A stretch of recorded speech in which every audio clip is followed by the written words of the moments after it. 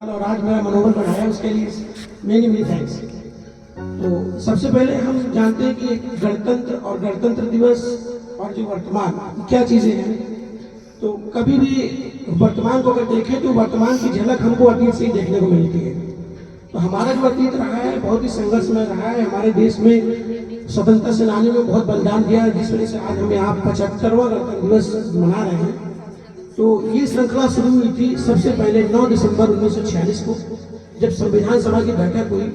और उस संविधान सभा की बैठक की अध्यक्षता कर रहे डॉक्टर सच्चिदानंद सिन्हा ने कहा कि हमारा अपना संविधान होगा और उस संविधान को एक विस्तृत आकार दिया जाएगा जो दुनिया के सभी देशों में सबसे बड़ा संविधान के रूप में सम्मिलित होगा।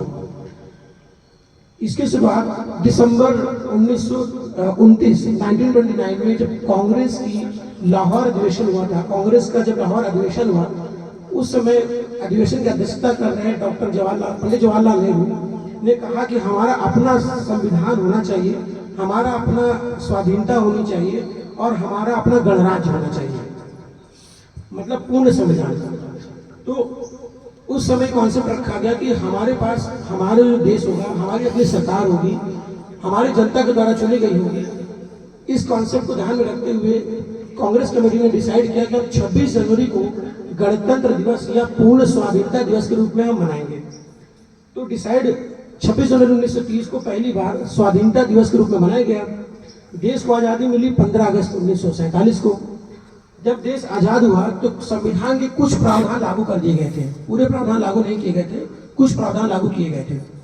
संविधान को बनने में 2 वर्ष 11 महीने और 18 दिन का समय लगा और करोड़ रुपए भी खर्च हुए। और प्रेम नारायण सिंह रायजादा ने संविधान को अपने हाथों से लिखा। तो इस लंबी श्रृंखला में संविधान को लागू करने में एक हमारे जो संविधान विशेषज्ञ थे उनके सामने चुनौती ये थी कि किस दिन हमको पूर्ण रूप से लागू करना है। तो पूर्ण रूप से लागू करने की जो तिथि थी वो निर्धारित की गई 26 जनवरी 1950। तो 26 जनवरी 1950 को संविधान हमारा पूर्ण रूप से लागू किया गया। उसी श्रृंखला में हम गणतंत्र दिवस मनाते हैं।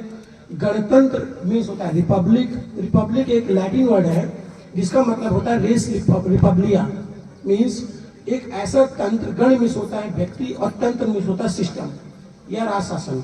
तो एक ऐसा सिस्टम जो जनता के द्वारा चुना गया हो, जनता के लिए काम करे और जनता पर आधारित हो, उसकी सारी महत्वाकांक्षाएं आकांक्षाएं योजना जनता पर बेस्ड हो।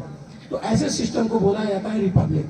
तो हम रिपब्लिक कंट्री हैं, लेकिन हमने रिपब्लिकन के सारे फीचर अडॉप्ट नहीं किए हैं। कुछ फीचर्स हमने अडॉप्ट किए हैं। जैसे रिपब्लिकन का पहला फीचर्स होता है जो कंट्री का हेड होता है वो जनता के द्वारा नहीं चुना जाता।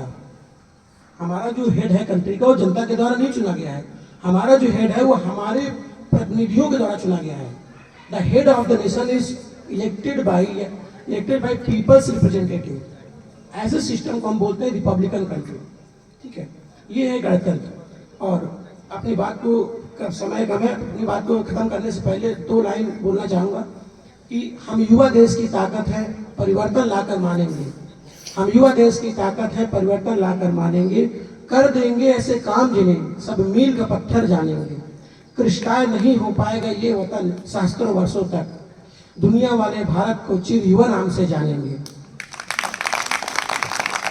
इस वर्ष 75वें गणतंत्र दिवस पर भारत सरकार द्वारा 2024 को विकसित भारत की थीम दी गई है।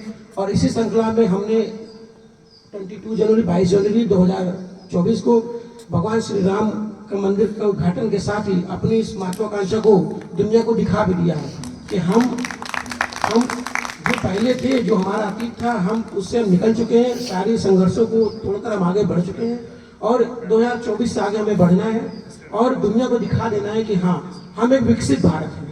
तो विकसित भारत की संकल्पना को आगे बढ़ाते हुए सरकार ने 75वें गणतंत्र दिवस पर इस थीम को अडॉप्ट किया है। और मैं खुद का मनोबल बढ़ाने के लिए 2 लाइन बोलकर अपनी बातों को विराम रखूंगा कि ना थके हैं कदम ना ही हिम्मत हारी है। ना थके हैं कदम ना ही हिम्मत हारी है। मैंने देखे हैं कई दौर और आज भी सफर जारी है।